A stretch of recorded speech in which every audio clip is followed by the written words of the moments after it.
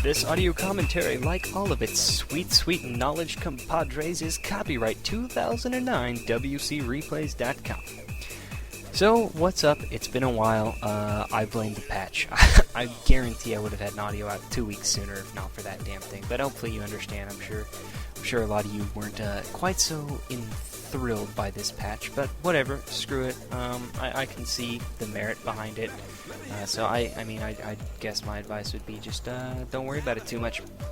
Anyway, so let's go ahead and get this first replay paused at the 2-minute mark between X6 Tense Vortex and A1 Town Hall Zomg.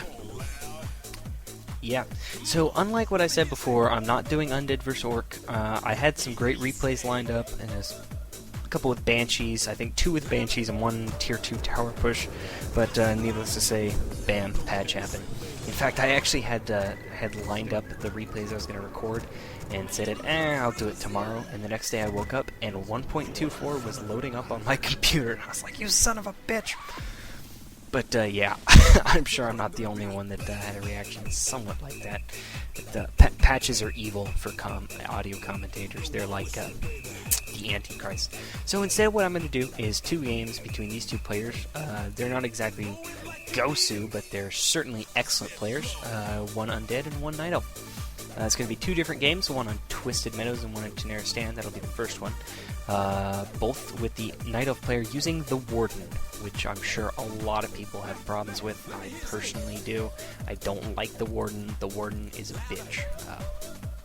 Yeah, that's basically it.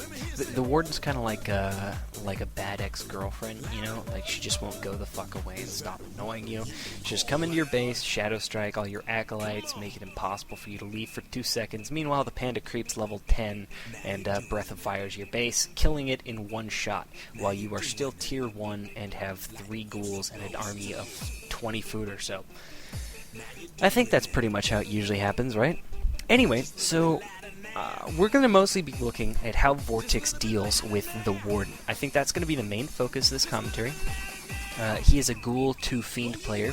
However, he doesn't go Fiends very quickly. He usually puts a lot of emphasis on going Tier 3. And he has a fairly, I wouldn't say unique way, but effective way of dealing with the Warden, both in the early game and in the mid-game, and I guess in the late game too. So we're going to take a look at that, some extra emphasis on that. Since I'm not necessarily sure that his playstyle is one I would recommend to everyone, but I think his techniques for dealing with the Warden most certainly are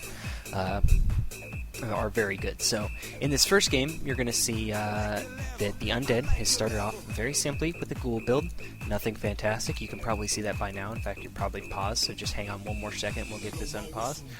He started off with a very simple Ghoul build. The Night Elf is doing very standard Ancient of War creep, and you're going to see Vortex is going to start this game off by taking his initial ghouls and going to push the Night Elf and slow the Warden's fast creeping.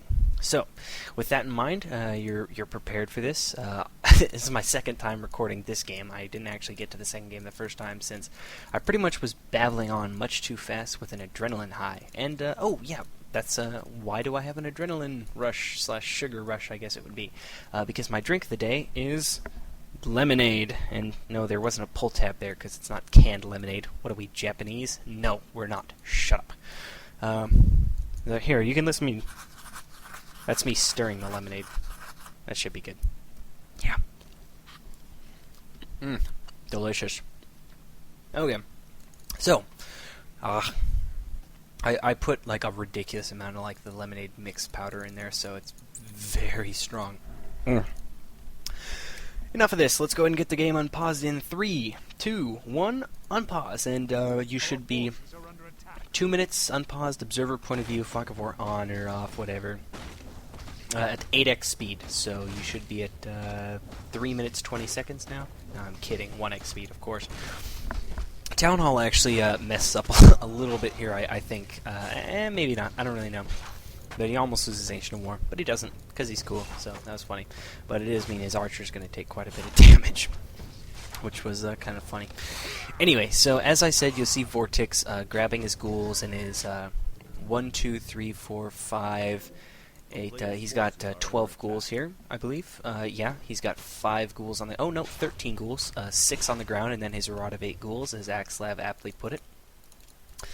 And he's running off to deal with the Night Elf. You see the Night Elf? Nothing special. Crept level 2, lost the Archer. I don't know if he killed it or if the Wizards did. I assume the Wizards did.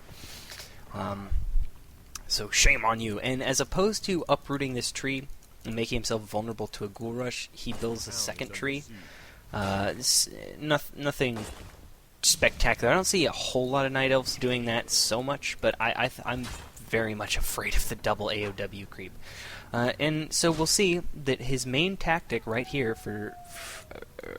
since he doesn't have aura and he can't really just chase down archers, is he's going for surrounds on the Warden. And now I know a lot of people right now are probably like, lol, you're telling me that what I should do is surround the only hero in the game that can literally teleport. Yes, I am. And the reason I'm telling you to do that is because that little magic teleport of hers costs 50 mana from the Warden, and if she heals on the Moonwells, that means it's 100 mana off the Moonwells. So click on one of those Moonwells and tell me that it can afford to spend 100 mana on a healing one blink for the Warden, because it really can't, to keep those archers alive. So whenever he gets the chance, he tries to get a surround off on the Warden, because a Shadow Strike is 75 mana and a blink is 50. So if he casts a Shadow Strike or a blink, then that means it's about one less Shadow Strike. Notice the ghouls basically are chasing down the archers over here while the Death Knight tries not to get killed. And obviously, since the Death Knight's not there to dust, he does a pretty slick move using the Goblin Lab to get that archer kill. Always be aware of your surroundings, of course. And so now his Death Knight has to get the fuck out, and he's got enough archers here to chase these ghouls off. So he starts running away, and you see he turns back to try and save the one ghoul, but it doesn't quite work, and he's going to end up losing another ghoul because of it, actually, here. Oh, excuse me, I was wrong about Shadow Strike. I said it costs 75. It's actually 65. My bad. So the Warden goes ahead and drains the 2 Moonwells in order to get off an extra 2 Shadow Strikes there. You could debate whether that's worth it, but considering what she's about to do, it was kind of necessary. So anyway, now, logistically speaking, that wasn't very effective. But if you notice, the Undead, while his tech was even a bit slowed, he slowed the Night Elf's tech a lot. And that means he slowed the Night Elf's ability to get and creep up a second hero, as well as the Night Elf's ability to get Dryads and map control and throw up an expansion. So, that coupled with the fact that the Warden right now, if they had backed off, would be level 3 easily, and harassing the Undead with a level 3 Warden already.